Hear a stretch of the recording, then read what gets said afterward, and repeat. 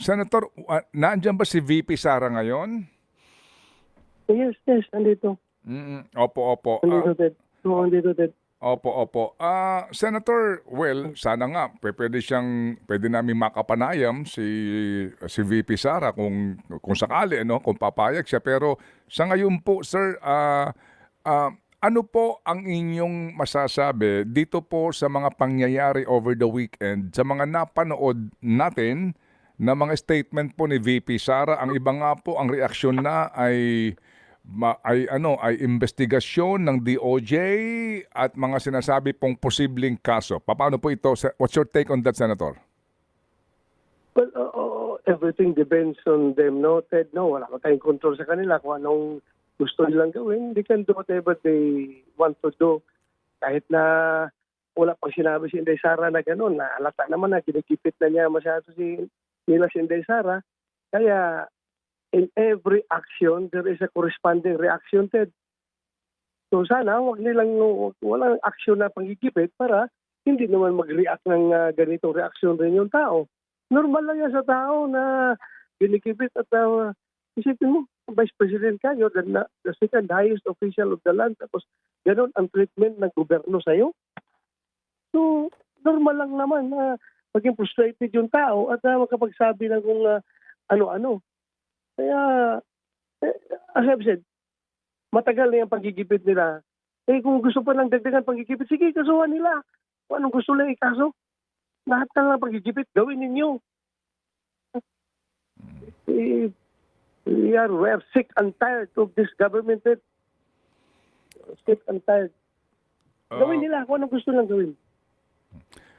Senator, kung mamarapatin po ninyo, ang reaksyon nung iba na nagmamasid rito ay nung panahon ni Pangulong Duterte, nagkaroon po ng threat sa kanya, sa social media. Isang guro ito, agad pong kinasuhan at actually nga nakulong pa.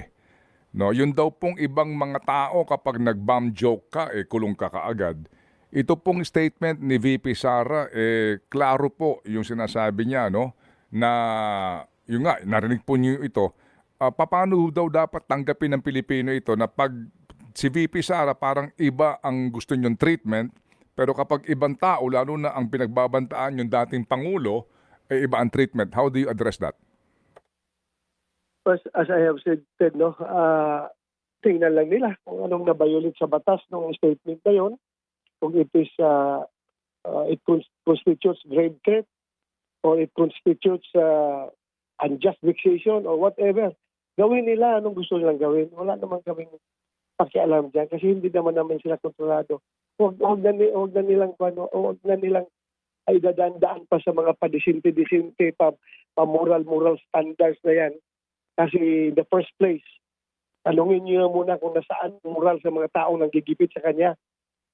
Yun lang. Huwag nating ilagay kagad sa context na gusto ni VP Sara ng double standard na ibang treatment sa ordinaryong tao, ibang treatment sa kanya. No. Inihingi ba niya yan? Kung meron kayong gustong ikaso, kasuhan niyo. Huwag niyo, sige, maraming sinasabi na ganun, just to get the sympathy of the people na masama itong ating Vice President. Alam niyo, as I've said, in every action, there is a corresponding reaction. Lahat ito'y nangyayari as a matter of reaction coming from the Vice President dahil sa action na ginagawa nila. So, yun lang ang natin. Hindi siya humingi ng double standard na separate treatment.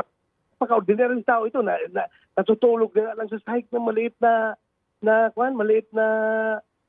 foam na gamit.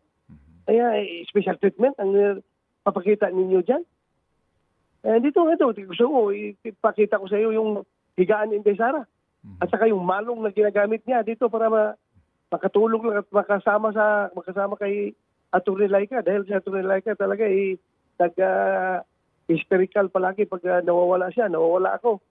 So, ganun sana ang pagtingin nila. Hindi yung, bakit? Narinig ba nila coming from her na she wanted special treatment? No. Ito mga tao na mga nag-feed ng ganyang klaseng narrative, sila ang gusto palabasin na humingi ng special treatment si Vice President Sara. Wala siya hiningi ang Vice. Kung gusto nyo, kasuhan nyo. Mhm. Opo, opo. Yan. Mhm. Yan nyo. Opo. Sige po. So sa ngayon po na nag-react na dito again ang DOJ at ang PNP sa sinasabing threats na ito and considered as national security, ano po ang inyong words of wisdom para po sa mga nasa law enforcement po and maging sa PSG? Opo, Senator. Well, with or without the statement coming from Vice President Duterte, they have to protect the President by all means. Trabaho nila yan. They have to secure the President. Trabaho nila yan. Kayang gawin nilang trabaho nila. Pero yung mga ganong klaseng statement na from a very conditional threat, no? Na, sige, ipapatay niyo ako. Pag ako'y namatay, meron ako instruction, ipapatay ko rin kayo. That's conditional threat. Bakit nasabihin na active threat? Active threat kayo dyan. Anong active threat dyan? Very clear nga ang condition eh. Ipapatay niyo ako. Sige, pag namatay ako, merong taong papatay sa inyo. Ganun lang naman eh. Patayin niyo muna siya. Bago niyo makonsider na active threat yan kung namatay siya. Hindi naman siya namatay. Hindi man niyo pinapatay. So, anong active threat yan? Conditional. Very conditional yung statement na yan. Gusto lang kasi ng mga tao na talagang palakihin. Senator, kayo po bilang dating Chief PNP, hindi siguro nakapagtatakahan. Meron pa kayong mga sources, no? Sa intelligence community, kung meron man, totoo bang may banta sa buhay ni VP Sara? Meron siya natanggap na informasyon, Ted. At ako rin, may natanggap rin ako. Kaya andito ako. Magkamatayan man, Ted, hindi ko iwan dito si Inday Sara. Andito ako, Ted. I'm ready to fight. Whatever, kung anong threat na gusto nilang ipalabasin, hindi ko iwan itong aking kapatid.